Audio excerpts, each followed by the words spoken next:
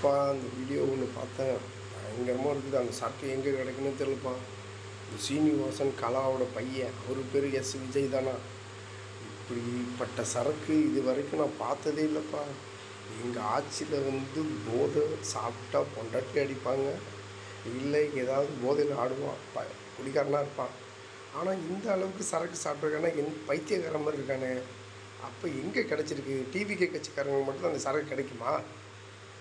இந்த அளவுக்கு பேசுகிறாங்கன்னா இப்போ எந்த அளவுக்கு அவன் மனுஷனாக மிருகமாக இருந்திருப்பான். தயவுசெய்து இந்த டிவி கட்சிக்காரங்களாம் தயவுசெய்து அந்த சரக்கு எங்கே இருக்குதுன்னு சொல்லுங்கப்பா. நாங்களும் சாப்பிட்டா அதே மாதிரி பேசுகிறோம், ப்ளீஸ்ப்பா சொல்லுங்கப்பா. பா இந்த அளவுக்கு இருப்பாங்கன்னு நான் நினச்சே பார்க்கல. பைத்தியக்கார மாதிரி இதுக்கு மேலே தான் இருக்குது. ஒவ்வொருத்தனும் பைத்தியக்காரன் ஆக போகிறான். தயவுசெய்து நான் அப்பயே தலையால் அடிச்சுக்கிட்டோம், ஓட்டு போடாதீங்க ஓட்டு போடாதீங்கன்னு. டிவி கேவுக்கு ஓட்டு போட்டு ஜெயிக்க வச்சுருக்கீங்கள. இன்றைக்கி ஒவ்வொரு மனுஷனும் பைத்தியக்காரமாக தான் அப்படி தான் தெரிய போகுதுங்க.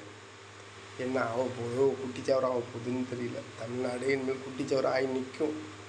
இப்போ ஒரு வீடியோ பார்த்தா தான் அப்பா இதேமாரி ஒவ்வொருத்தவங்களும் இந்தமாதிரி சட்டைக்கு வச்சுக்கிட்டு பைத்தியக்காரத்தனமாக தான் அலைய போகிறாங்க.